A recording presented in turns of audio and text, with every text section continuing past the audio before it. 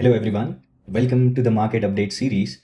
Today I want to talk about market action correlated with the actual news, and I want to answer the burning question as to if the inflation data is coming in so hot than expected, that is 3.2%, then why the hell market is not going down significantly? So with all those questions I'm going to answer in this video, let's get started with the analysis of today. Let me give you the backdrop of what is actually happening. Going into this week, everybody was waiting for the CPI data numbers, that is consumer price inflation numbers. Now, the expectation was that these CPI numbers will come around 3.1, but it actually came to 3.2 year over year, which is slightly higher than expected.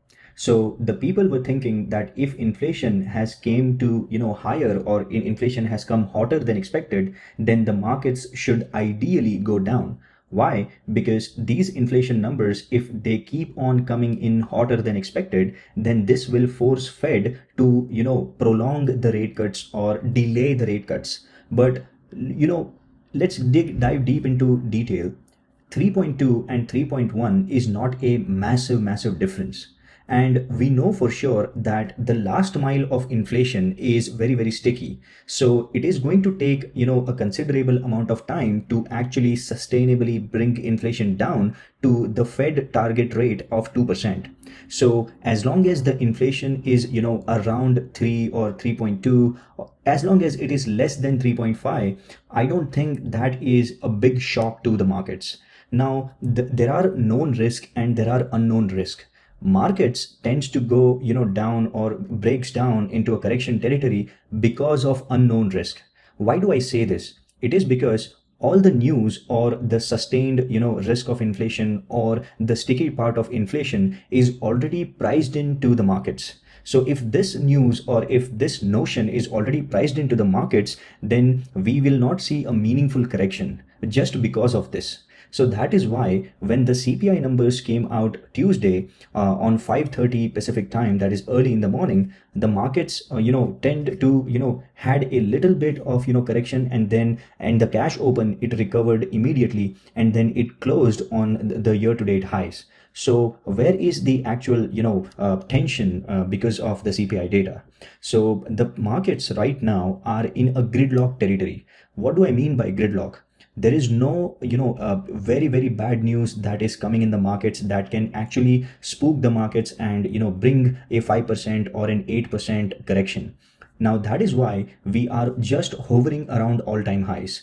The problem is all the shorts or all the bears are thinking that something some trigger will cause a correction. But according to my knowledge and analysis, as long as the price action doesn't confirm these levels, you should not short the market. We are not even getting a pullback or a correction worth 5%. And if we are not even getting 5% pullback, how in the world can you expect to have a correction? And the moment market closes at the bottom of the range, it recovers back. So you're not getting a confirmation or a follow through of the trend. So if we are not getting a confirmation or a follow through on the closing daily basis, then there is no point in shorting the markets and playing the markets in an very predictive way. So as long as we are above the month to date anchored VWAP, as long as we are above 5-day moving average, there is no point in shorting. So here is what I'm going to do. I'm going to discuss some really key important levels, and if those support levels gets broken on a sustained basis, that is on the closing daily basis, only then look for short entry. So let me actually dive down deep into the multiple time frame analysis starting from the weekly time frame, and then let me show you these levels, and then if the markets close on the basis of daily candles below those levels or below the support zone, only then you can think that okay, this is a start of something that is pullback territory or a correction territory. So let us discuss the technical aspects of charts. Starting our analysis from the weekly time frame, let us discuss the support levels first on the weekly basis. So the near-term support on the weekly basis is lying around the 5-day EMA, and the long-term support is lying around the anchored VWAP, that is year-to-date anchored VWAP. So let me show you both of those levels on the charts. So over here, you can see that this is the weekly charts, and the Fibonacci ratios or the diagram that you see over here is the Fib ratio on a weekly basis. So we are approaching the important level on the Fib ratio, that is 1.272. So this ratio is really important, or this level is really important because of Fibonacci levels. So as you can see over here, the first touch of this 1.272 ratio was on the last week, and we did not close above this level last week. We right now touched this week also on this level, but we are not able to close above this level of the Fibonacci ratio. So coming on to the support levels, this blue line that you see over here, this is the near term support, that is the 5-day EMA on the weekly basis. And this broad white line that you see over here is the year-to-date anchored VWAP, and that is going to be the ultimate area of support. Now let us talk about the resistance. The first near-term resistance is the Fibonacci ratio, that is 1.272, and that corresponds to 18,476 on the Nasdaq contracts. And the ultimate area of support is going to be the top of the Bollinger Bands, that is 18,938 levels. So those were the support and resistance levels on the weekly time frame. And now let us go to the daily time frame. On the daily time frame, let us discuss the support and resistance levels first, and let me show you that on the charts. So let's go to the charts. This is the daily time frame charts for the Nasdaq futures contracts. And as you can see over here, the first level of support that we have is the 5-day moving average, that is this blue line that you see over here. And the ultimate area of support is the month to date anchored VWAP, that is this white line over here. Now the support is sitting at almost 18,320 levels, and the ultimate area of support is sitting at 18,220 levels. Now let us discuss the resistance first, because that is very interesting. So as you know, last week was a futures contract rollover happening on Friday. So as you can see on this day, the new contracts, that is the June contracts, started trading. So this candle had a very big upward move, but we cannot consider this as a price point or into analysis, is because the switching of or the rollover of the futures contracts were happening. So what I actually did is I constructed this zone, which is the red box that you see over here, and this apparently is acting as a top of the range. So if the markets decides to go higher tomorrow on the PPI data, then the first level of resistance is going to be this red box, that is the top of the range. If we get a breakout on the upside above this top of the range, only then the bullish trend will continue. But let us say if we don't get a breakout, then we will definitely test the support levels that I mentioned over here, that is 5-day EMA and the anchored VWAP. Now the ultimate area of resistance is going to be this R2 pivot level on the daily time frame, and the ultimate area of support is going to be this, that is the mid of the Bollinger Band, that is yellow line that you see over here. So this is the analysis of the daily time frame. One important thing that I wanted to bring forth is, as we are chopping over here, as you can see over here, this is a tremendous run on the upside, and as we are chopping around literally on this range, look at the volume. The volume speaks a lot about the intensity of market action. Over here the volume was 788,000 contracts. Over here the volume was 800,000 contracts. Over here the volume was almost 760,000 contracts. So we are getting back-to-back days with almost 800k 700k contracts being traded, and still the price is not going down significantly. What does that mean? According to my humble opinion, if this continues, if this chop continues, then we are forming a very nice base for a next rally. But let us say that if this cannot sustain, and if we break down to the bottom of the range, then we will see a very sizable correction. So the volume is only signifying one and only one thing, that is the stakes are high. When there is huge amount of volume, either on the upside or on the downside, the move is going to be very violent. So please stay very cautious about the levels that I'm mentioning, whether it is support levels or resistance levels, because the moment we get the breakout, that breakout is going to give us a huge move on either side of the markets. So my support levels are on 5-day, and the red line that you see over here is 26-day. And I will also get into the QQQ, that is the equity ETF of the Nasdaq contracts, which mirror the Nasdaq index. So I will give you those levels in detail as well. But as far as the daily time frame is concerned, Nasdaq markets are not looking bearish. They are just consolidating with high amounts of volume. And remember one thing, if CPI data that came in hotter than expected, I should correct myself, slightly hotter than expected, if that was not able to bring down the market significantly, then what else? Like, do you think PPI data is going to bring down the markets? I don't think so. So we will have to see, but all the evidence, as far as macroeconomy data release is concerned, it says that we are just chopping. So if you have a short position, or if you are thinking of shorting, wait for the levels to get confirmed, only then short. Now let us discuss the intraday market action. So what happened in intraday markets is we got a early selling wave, and then after the cash open, let's say 1 or 2 hours afterwards, we just got a consolidation range bound markets, and it was going neither upwards or neither downwards. But the concerning part was it closed on the day's low. So that was the concerning part. And remember, tomorrow it's a PPI data release day. So if the markets are closing on the lows of the day, and tomorrow is the PPI day, and we have a range bound market action, which I'm about to show you in the intraday charts, then that is not a good sign. So let me show you what I mean over here. So these are my intraday charts. Each of these candles are 5-minute candles. And as you can see, just after the cash open, we were going down, and then we just consolidated the entire day. Now, as you can see, we got a support near the S1 pivot level, and we just kept on consolidating. And then suddenly, before the half an hour of cash close, we got a very huge red candle, and then we just chopped around and we closed around the lows of the day. So basically, this market action, all in all, suggested that the markets are waiting for tomorrow's PPI data, continuous jobless claims data.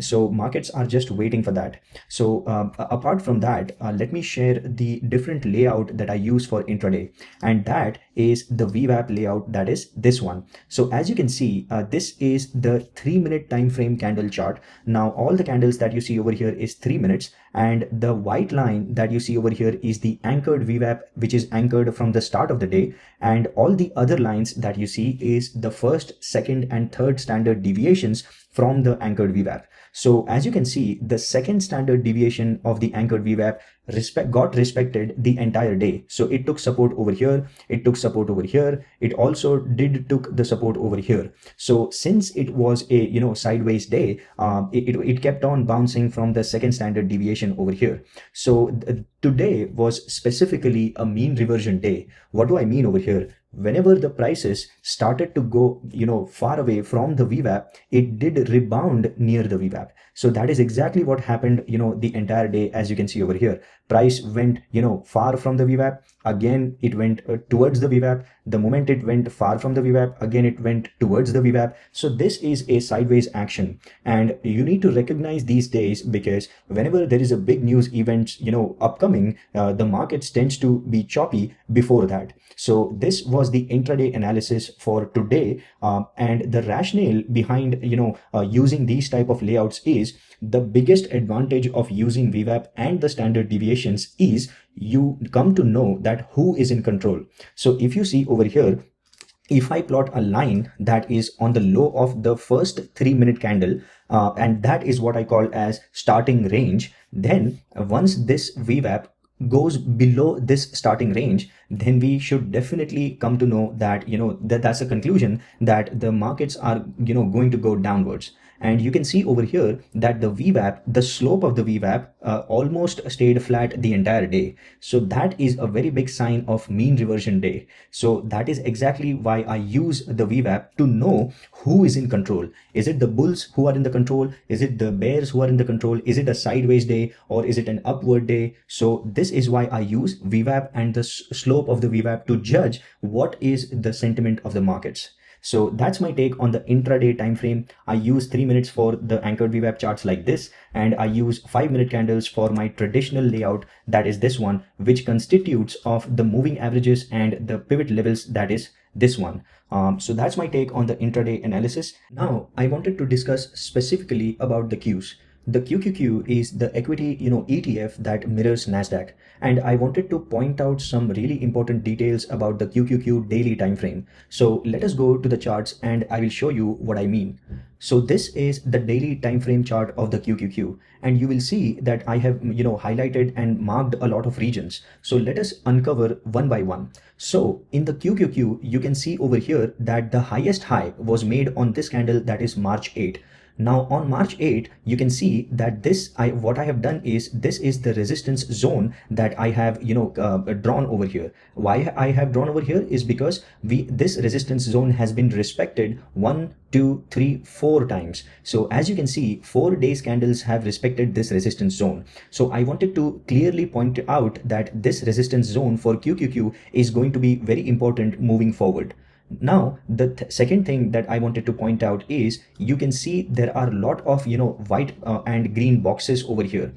These boxes I have purposefully made is with the intention to show that these are all the minor and major gaps that have happened on the QQQ. So you can see over here, this major gap happened because of the Nvidia earnings. You can see over here that this is the gap that has not yet been fulfilled.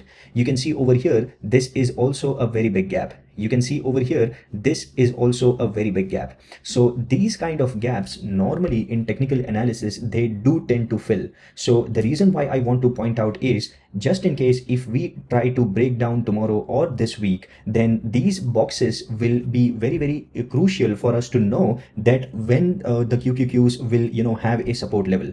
So these these gap fill boxes will act as a support. So as you can see, the first support zone that I am looking for, just in case if we decide to pull back, is this one that is marked by a green arrow. So this support zone is coming from the entire range, that is this one, which has not been fulfilled since a long time. So this is the first area of support, and this is the next area of resistance. And the crucial part over here is, and I have plotted the anchored VWAP from here, that is the broad white light that you see over here, and we have closed below the anchored VWAP, that is month to date anchored VWAP today. So that is not a very good sign, because when the price closes below the anchored VWAP, that is a start of something downwards. And also remember that the blue line that you see over here, that is this one, this is the 5-day EMA. So today we have closed below the 5-day EMA. Also we have closed below the anchored VWAP. So if the markets decide to pull back,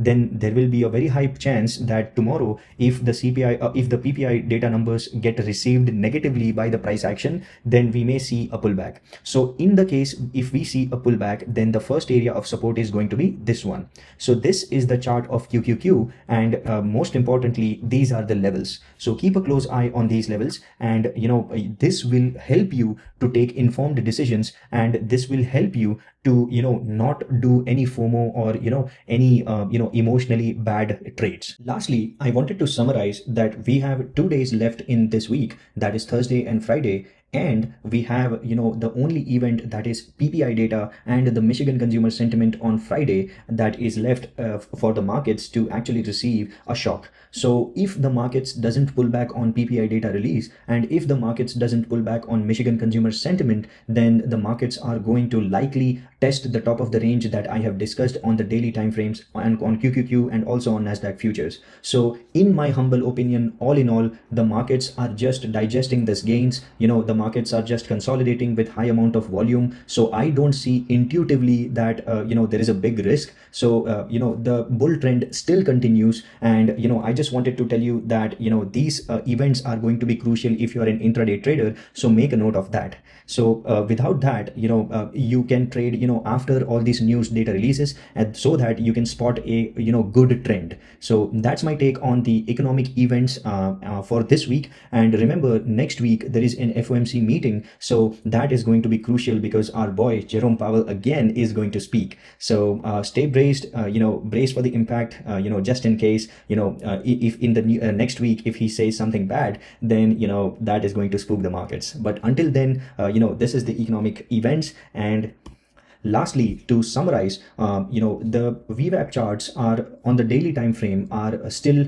looking bearish, because on the month to date anchored VWAP, they are closing lower than the anchored VWAP. But we have seen this played countless times, only to recover on the next day. So tomorrow's closing would be very, very crucial in terms of reclaiming the anchored VWAP levels, and once we do that, then there is no reason to worry. So that's my take on the current state of the markets, and I have discussed all the important levels. So I just wanted to say that all the perma bears out there, rest in peace, because the price action is confirming to the bullish side. So we'll see what happens. We take market one day at a time. We trade the markets so that we can take the opportunity to go long and short both. So that's what we do over here as traders, and I will keep you informed for those who are swing traders and for those who are investors about good levels to buy, just in case if we decide to have a pullback or a correction. So I will inform you time and again, and until next time, I wanted to thank you for watching and taking time for viewing this. I really appreciate that. Hit that like button, do the like, subscribe and share button, and turn on that notifications bell so that you can get continuous updates. I try to give you genuine information and most unbiased technical analysis that I can. So yeah, that's from my side, and thank you for watching.